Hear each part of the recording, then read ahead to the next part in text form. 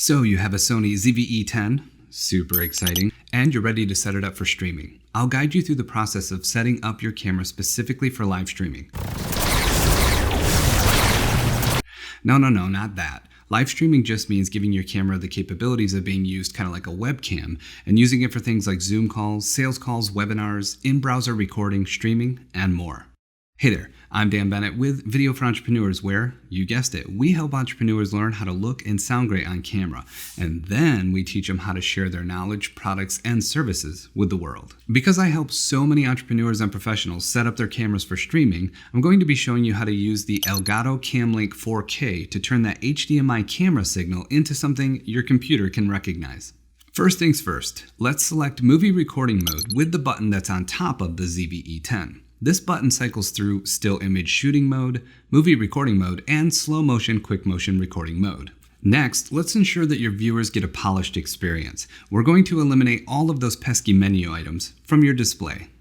But before we dive into the menu, I've got a pro tip. Once inside the menu, press on the outside of the selection dial to move around the menu, up, down, left, right, and press the center button of the selection dial to make a selection. If you ever get stuck or lost, press left several times on the selection dial to back out of the current menu page that you are in. Also, you can press the menu button several times to back out of the menu altogether and start over. Okay, now, access the main menu by pressing the menu button on the back of your camera. We are going to select the fifth menu tab at the top of the screen, which is called Setup, and navigate down to access page 1 of 5. Now press right on your dial to move to page 2 of 5, and then press down on your dial to highlight HDMI settings.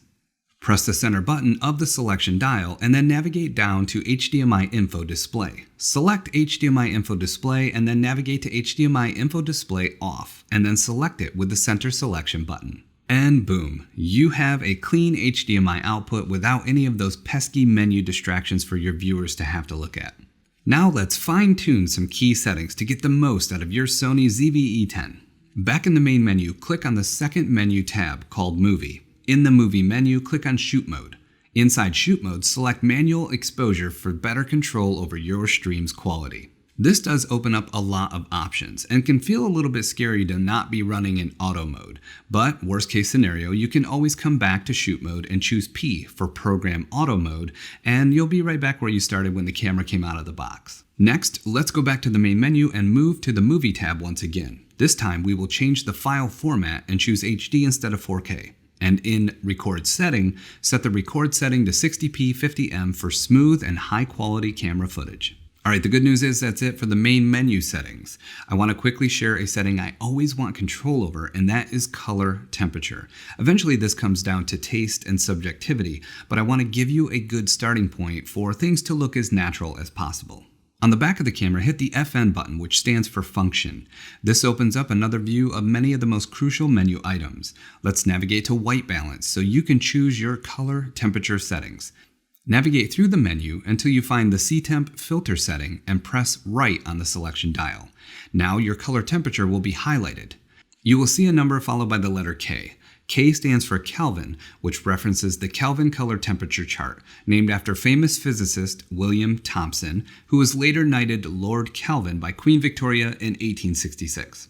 Here is a Kelvin temperature chart, so you can see how the temperature of light changes as you move from left to right and the Kelvin number gets higher. You can also start to see why sometimes when we talk about the temperature of light, we're actually talking about the color that it gives off.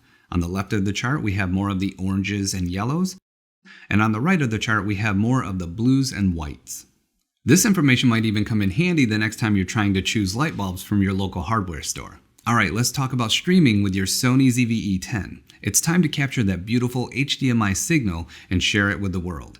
That's where the Elgato Camlink 4K comes into the picture. This handy little capture card turns that HDMI signal into something your computer can send to any video capture or streaming software, just like a webcam does. This process is pretty simple, and although it does vary slightly from camera to camera, the principles remain the same. In the case of the ZV-E10, we want an HDMI micro to HDMI cable adapter. This allows us to plug the small end into the body of the camera and plug the full size end into the Elgato Camlink 4K. Now that clean HDMI signal that we worked so hard for earlier can be used for recording videos, video conference calls, streaming, running webinars, recording video modules for your course, you name it. Now that you have your HDMI micro to HDMI cable plugged into the camera and into the Camlink, you can plug the USB end of the Camlink into your computer. Now, just like a webcam, anywhere that gives you a camera selection, like let's say a Zoom call, will show your Camlink 4K as a camera selection that you can choose instead of that webcam. Now, this is the fun part where on your next call, people are going to start asking you, how do you look so good? What camera are you using? Now that you know how to go live with your Sony ZV-E10, watch this video right up here to dive even further into learning how to achieve incredible camera presence.